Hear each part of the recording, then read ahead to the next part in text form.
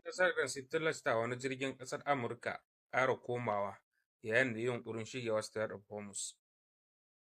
Sojojin ruwan ƙasar Iran dai sun ƙora wasu jiragen ƙasar Amurka da ya samu rakiyar sojojin Amurka har su kusan jirgi guda biyu, inda suka ba shi umarni tun daga nesa akan cewa ya wuce ya koma baya, in ba haka ba za su ruguza shi, wato za su harbe shi da missiles. Aiko nan take wa'annan jiragen na ƙasar Amurka ba tare da turjiya ba suka yi ribas suka ƙara komawa. Har yanzu da Strait of Hormuz yana rufe, wanda jiragen ƙasar Amurka da na Isra'ila ba sa wucewa, yayin da kuma aka bar sauran jiragen wa'ansu ƙasashen da har yanzu suna wucewa ta Strait of Hormuz din. Shin kowane irin abu za ku ce game da irin wannan ƙarfi na ƙasar Iran da take da? Ku ba ma ra'ayinku a comment section. Yaƙi ya ƙara mumuna tsakanin ƙasar Rasha da ƙasar Ukraine.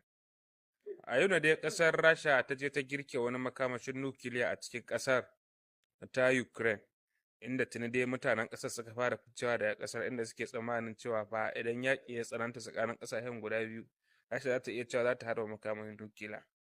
Harba makamin nukiliya dai sau biyu ne aka taɓa yi a tarihin duniya. To shine a 1948 na Hiroshima Nagasaki, wanda ya jawo mutuwar mutane da yawa a ƙasar ta Amurka, a ƙasar ta Japan. To ƙasar Rasha dai ta je ta girke makamashin nukiliya a cikin Ukraine, wanda hakan ya jawo mutanen ƙasar suka fara guduwa, suna tsammanin cewa kamar Rasha za ta harba makamashin nukiliya. Amma da na taɓa gaya ta ƙasar Rasha ta ce ba ta kai wannan makamashin nukiliyan kusa da ƙasar Ukraine ba domin ta harba shi, ta kai ne domin ta tsoratar da kuma cewa idan fa yaƙi ya ta'azzara fa to fa harbawan ma za ta iya. Ko me za ku ce game da wannan yaƙi da ake fafata tsakanin Ukraine ɗin da Rasha? Ku ra'ayin ku a comment section. Iya cewa shugaban ƙasar Amurka Donald Trump ya ji kunya. Da ƙarshe za mu cewa Donald Trump ya ji kunya, bai yi nasara a wannan ƙuduri da ya so yi ba. Wai shine ya so ya kifar da wannan gwamnati domin su ɗaura wanda suka ga dama, wanda ya kira da regime change, sai kuma hakan bai yi ba. Shine yake cewa a shi yanzu daman ya cire rai da regime change, ya ce kawai dai zai koyi yadda zai zauna da su.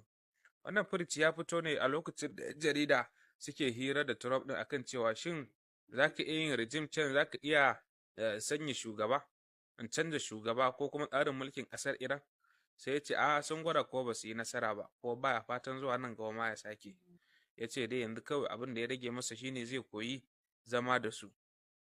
Hakan yana zuwa ne in ba kuma ta farkon wannan yaƙi Donald Trump ya zaton cewa nan take a cikin awa 24 ko kuma cikin sati ɗaya zai yi nasara a cikin kifar da gwamnatin ƙasar Iran. Sai gane a ce cewa ƙasar Iran su kan maciji ne, idan ka sara ɗaya ya fito. Ko me za ku ce game da haka? Shugaban ƙasar Amurka ya tsorata da ƙasar Iran, inda ya nemi cewa don Allah su ba shi dama ya gana da Mustapha Ayatollah Khomeini. Hakan yana zuwa ne dai tunda aka fara yarjejeniyar tsagaita wuta tsakanin ƙasashen guda biyu, inda bai yi ba, inda Trump ɗin ya fara roƙo akan cewa su taimaka a bashi dama domin ya haɗu da Mustapha Ayatollah Khomeini domin tattauna a kawo ƙarshen wannan yaƙi.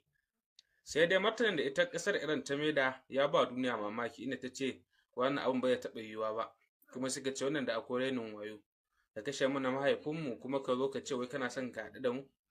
Inda suka sha alwahi ma 'yan ƙasar da yawa akan cewa in dai suka samu dama za su sai sun farwa shi Trump ɗin. Hakan ya fito ne daga mutane dubban dubata da suka halarci jana'izar Mustapha Ayatollah Khomeini a babban birnin na Iran na Tehran. Shin ko me za ku ce game wannan furuci da Iran ta yi? Ku bar ra'ayinku a comment section.